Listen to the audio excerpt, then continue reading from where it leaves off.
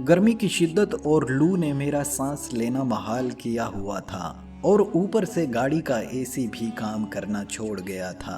मैंने गाड़ी की हीट कम करने और थोड़ी ताज़ा हवा खाने के लिए गाड़ी सड़क के किनारे छांव में खड़ी कर दी और खुद गाड़ी से बाहर निकलकर अपनी किस्मत को कोसने लगा।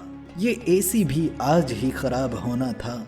मैं मुंह में बड़बड़ा रहा था कि अचानक मुझे एक मासूम सी आवाज़ ने अपनी तरफ मुतवज्जा किया। साहब जी, मेरे भाई ने सुबह से कुछ नहीं खाया। सुबह से मेरी कोई पेंसिल नहीं बिकी। ये कोई 12-13 साला बच्ची थी जो एक हाथ में पेंसिलों का बंडल और दूसरे हाथ की उंगली अपने छोटे भाई के हाथ में थमाए मुझसे मुखातिब थी। उसका छोटा भाई अजीब सी सवालिया नजरों से कभी मेरे चेहरे और कभी अपनी बहन को देख रहा था। साहब जी, ले लो ना एक पेंसिल, सिर्फ 10 रुपए की है। बच्ची ने एक बार फिर मुझसे इसरार किया।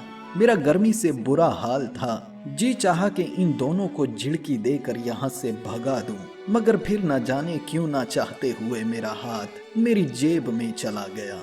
मैंने वॉलेट निकाला और 50 रुपए का नोट बच्ची की तरफ कर दिया और खुद ही खुद में बड़ा सखीपन के उसे तकब्बुराना लहजे में बोला, ये लो।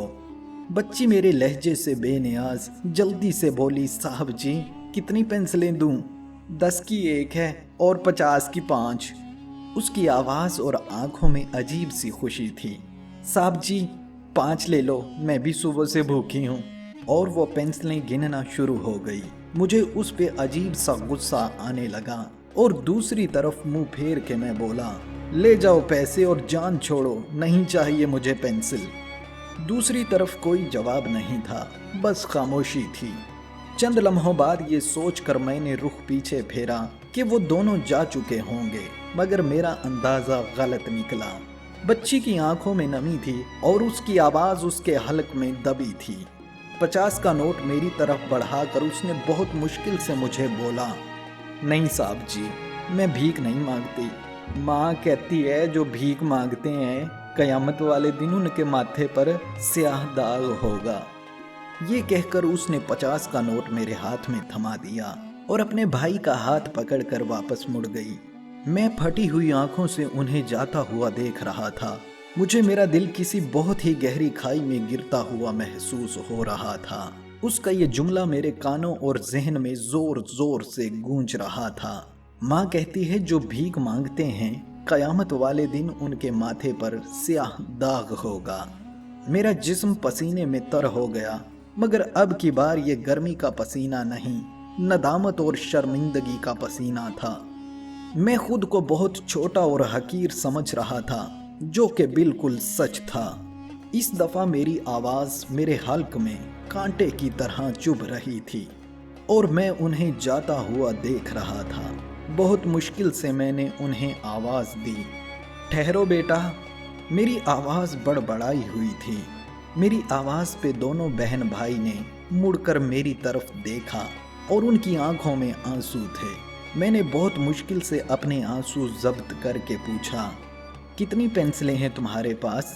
बच्ची ने अपने भाई का हाथ छोड़ा और दौड़कर मेरे करीब आकर मुझसे पूछा, साहब जी, आप सारी पेंसिलें ले लोगे? उसकी आंखों में अजीब सी चमक थी। मैंने रुख दूसरी तरफ करके आंसू जब्त करते हुए कहा, हाँ, सारी ले लूँगा। कितने की हैं सब? मैं उसके सामने रोना नहीं चाहता था, मगर दूसरी तरफ मुंह करके मेरा जब्त टूट गया और आंसू मेरी आंखों से मेरे गालों पे बह गए। मैं कुन अखियों से बस एक बार उसे देख पाया जो पेंसिलें गिन रही थी। मेरा दिल चाह रहा था कि मैं बच्चों की तरह फूट फूट के रो लूं।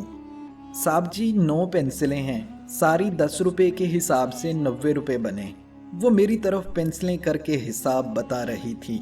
मैंने वॉलेट से 100 रुपए का नोट निकाला और उसे थमा दिया। उसने अपने भाई के हाथ से 10 का इकलौता नोट पकड़ा, जो कि शायद सुबह से अब तक की कमाई था, और मेरे हाथों में देते हुए बोली, शुक्रिया साहब जी।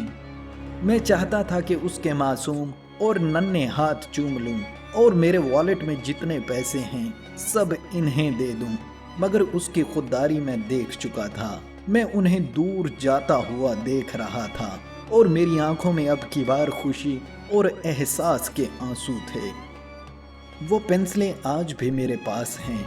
उन्हें जब भी मैं देखता हूँ अजीब से दिलकश एहसास में गुम हो जाता हूँ और वही जुमला मेरी सोचों में बार बार गूंजता है। माँ कहती है, जो भीख मांगते हैं कयामत वाले दिन उनके माथे पे स्याह दाग होगा।